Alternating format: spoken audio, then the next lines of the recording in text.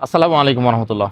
General ওয়াকারুজ্জামানের দাড়ি বাংলাদেশে বেশ আলোচনার জন্ম দিছে এবং বাংলাদেশের মুসলমানদের কাছে এটা বেশ প্রশংসিত হয়েছে যে বাংলাদেশের ইতিহাসে প্রথম কোনো ফোর স্টার জেনারেল সেনাপ্রধান দাড়ি রাখছেন।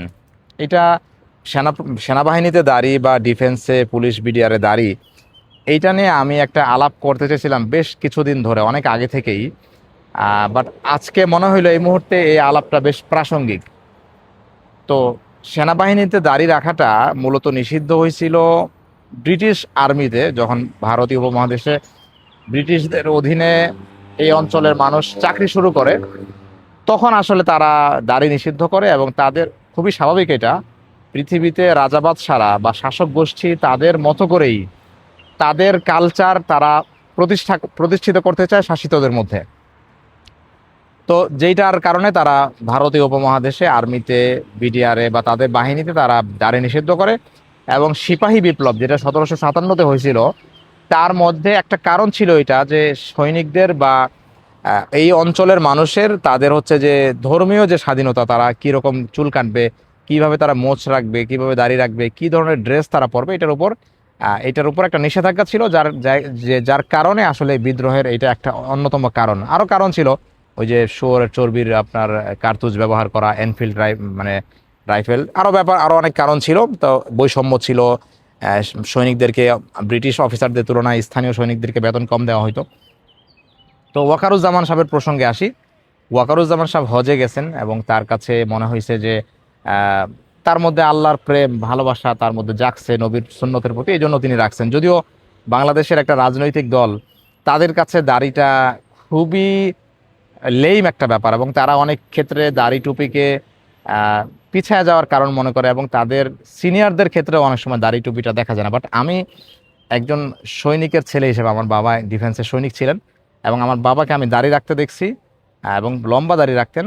যেহেতু সৈনিক ছিলেন তাই তার দাড়ি রাখার অনুমতিটা পাওয়া সহজ। আর একটা জিনিস আমি বলে রাখি, আমি অনেক বিডিআর বা আর্মির সৈনিকদের ছেলেদের ক্ষেত্রে দেখছি যে তারা সৈনিকের ছেলে, এই পরিচয় দেওয়াটাকে তারা পিছায় পড়ার কারণ মনে করে যে অল্প টাকা বেতন পাইতো এমন মানুষের সন্তান। বাট আমি আমার বাবার সৈনিক পরিচয়টাকে আমি গর্বের কারণ মনে করি। তার কারণ হচ্ছে একজন সৈনিক সে রাষ্ট্র থেকে খুব কম বেতন নেয় এবং কম বেতন নিয়ে রাষ্ট্রকে তার জীবনের প্রায় সব কিছু দিয়ে দেয়। সো সৈনিকদের কাছে আমি মনে করি রাষ্ট্র সবসময় কৃতজ্ঞ থাকবে। বাট একজন সৈনিকের ছেলে হিসেবে আমি এটা কখনোই এটাকে নিজেকে ছোট মনে করি না। আমি মনে করি যে আমি যদি একজন অফিসারের সন্তান হইতাম, তার চেয়ে রাষ্ট্রের কাছে আমি বেশি সম্মানিত, কারণ আমার বাবা রাষ্ট্রের থেকে কম নিয়ে রাষ্ট্রকে বেশি সার্ভিস দিছে। তো যেটা বলছিলাম, আমি ডিফেন্স পরিবারের একজন সদস্য হিসেবে দেখছি যে বাংলাদেশের ডিফেন্সে দিনই কাজকর্ম এগুলো বেশ অবহেলিত ব্যাপার এবং এগুলোর প্রতি ব্যাপক নিষেধাজ্ঞা থাকে। এবং এর আগে অনেক মানে আর্মি অফিসারদের ক্ষেত্রে দেখা গেছে যে দাড়ি রাখার কারণে তাদের চাকরি পর্যন্ত চলে গেছে, তাদেরকে বিভিন্ন রকম মানে সন্দেহ করা যে তারা কোনো জঙ্গি কারবার কাজকর্ম করে কিনা, এই যে এই ধরনের একটা ট্যাবু বাংলাদেশ সেনাবাহিনীতে, এটার আমি মনে করি যে জেনারেল ওয়াকারুজ্জামানের এই দাড়ি রাখাটা, এটা তার একটা সৎ সাহস এবং তার একটা সদিচ্ছার পরিচয় এবং সুন্নাহর প্রতি যে তার ভালোবাসা আছে, এইটার একটা পরিচয়। আমি মনে করি যে এইটার সাথে, দাড়ি রাখার সাথে আপনার ইসলামিস্ট হওয়ার কিন্তু বা আপনি পশ্চিমা বিরোধী কাজকর্ম করার কিন্তু কোনো সম্পর্ক নাই। আপনি দেখেন পুতিনের যে সহযোগী আর্মি, চেচেন আর্মি, ওদের কিন্তু দাড়ি আছে, বাট ওদেরকে কেউ কিন্তু জঙ্গি বলে না। কিন্তু আমাদের ক্ষেত্রে, আমাদের বাংলাদেশে যেটা হয়েছে, ভারতীয় যে উগ্র হিন্দুত্ববাদ, যেটা মুক্তিযুদ্ধের পরে মুক্তিযুদ্ধে ইসলামপন্থী দলগুলোর মুক্তিযুদ্ধ বিরোধী অবস্থান বা আরও বিভিন্ন কারণে আহ, উগ্র উগ্র হিন্দুত্ববাদের একটা ব্যাপক চাষবাস হয়েছে বাংলাদেশে, যার কারণে ইসলামী যে সিম্বলগুলো আছে এগুলোকে তারা হচ্ছে যে কোট করা বা এগুলোকে একটা ট্যাবু বানানোর চেষ্টা করা হয়েছে। বাট এটা থেকে আমি মনে করি আমরা যদি নিজস্ব কালচারে ফিরে যেতে চাই, আমরা আমাদের আর্মি, আমাদের সরকারি মানে হচ্ছে যে জায়গাগুলোতে, সব জায়গায় কিন্তু ব্রিটিশ রীতিনীতি এখনো চলমান। সো ওইটা থেকে যদি আমরা যেহেতু এখন স্বাধীন 47-এর পর থেকে, আমরা যদি আমাদের নিজস্ব কালচারে আস্তে আস্তে ফিরে যাই, এটা আমি মনে করি আমাদের জন্য ভালো। এবং এটার ক্ষেত্রে যারা ইসলামী মাইন্ডের আছে, ইসলামিক দলের আছে, তাদের একটা ভূমিকা রাখতে হবে। আমাদের বাংলাদেশে নারীদের পর্দার ক্ষেত্রে, বিশ্ববিদ্যালয়ে মেয়েদের পর্দার ক্ষেত্রে যে স্বাধীনতা না থাকা এবং সরকারি চাকরিতে দাড়ির ক্ষেত্রে যে একটা নিষেধাজ্ঞা বা একটা অনীহা ভাব বা দাড়ির কারণে কারোর পার্সোনালিটি ড্যামেজ হওয়া, এই জায়গাগুলোতে ইসলামিক দল যারা আছে, বিশেষ করে জামাত ইসলাম, তাদের একটা ভূমিকা রাখা উচিত। এবং তারা, এইটাই তো তাদের রাজনীতি, এটাই তো তাদের আন্দোলন হওয়া উচিত। এখন আমরা যদি জামাত ইসলামের ক্ষেত্রে দেখি যে ইসলামী কালচারের ক্ষেত্রে তারা, কিছু মানুষ আছে ভালো, কিছু মানুষ অনেক প্র্যাকটিসিং, বাট অধিকাংশ মানুষের ক্ষেত্রে দেখা যায় যে সরকারি চাকরি নেওয়ার জন্য তারা ঘুষ দিতেছে। তারপরে আপনার উনি একজন নারী, বাট সরকারি চাকরির জন্য একটা বেপর্দা জায়গায় উনি কাজ করতেছেন এবং উনি ওই কাজটাকেই প্রাধান্য দিতেছেন।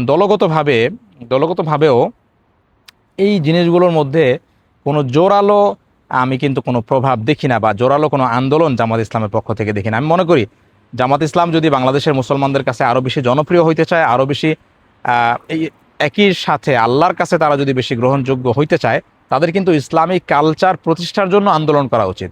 এখন দেখা যায় যে আপনি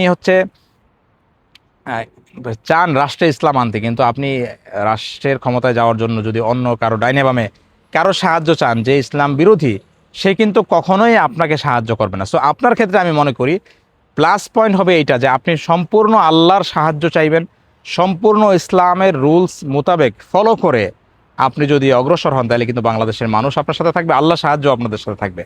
অথবা আরেকটা করতে পারেন, যেটা প্রপার সেকুলার হয়ে যাওয়া, যে না আমরা ইসলাম প্রতিষ্ঠার রাজনীতি করি না, আমরা সেকুলার রাজনীতি করব। তখন কিন্তু আপনার প্রতিবন্ধকতা অনেক অংশে কমে যাবে। কিন্তু আপনি যখন যে মানে ইসলামী রাজনীতির কথা বলবেন, বাট অনেক ক্ষেত্রে আপনি ইসলামের বিষয়গুলোকে ছেড়ে দিবেন, তখন কিন্তু একই সাথে মানুষের সমর্থন যেমন হারাবেন, আল্লাহ সাহায্যও পাবেন না। অপরদিকে অন্য পক্ষ, আপনার নামের মধ্যে শুধু ইসলাম থাকার কারণে পশ্চিমা পক্ষগুলো কিন্তু আপনাকে সাপোর্ট করবে না। সো আমার কাছে মনে হয় যে বাংলাদেশে আমরা আগের কালচারে ফিরে যেতে, ব্রিটিশ কালচারের অধীনে আমরা 200 বছর থাকার কারণে শাসক গোষ্ঠীর চিন্তা চেতনা, শাসক গোষ্ঠীর কাছে যেটা ভালো সেটাকে ভালো মনে করা, শাসক গোষ্ঠীর কাছে যেটা পছন্দনীয় সেটাকে পছন্দ করার যে কালচার আমাদের মধ্যে গড়ে উঠছে, এটা থেকে আমাদেরকে বের হয়ে আমাদের অঞ্চলের মুসলমানদের যে কালচার, ইসলামের যে কালচার, এটার প্রতিষ্ঠার জন্য আমি মনে করি আমাদের সবার চেষ্টা করা উচিত। বাংলাদেশে 95% মুসলমানের দেশে দাড়ি কেন অপ্রাসঙ্গিক হবে? এটা তো মাই বডি মাই চয়েস, যে কেউ রাখতে পারে। এইটাকে সরকারি পর্যায়ে এটাকে খুব ইজি করতে হবে এবং এটার জন্য কথা বলতে হবে সবার। ভালো থাকবেন, আল্লাহ হাফেজ।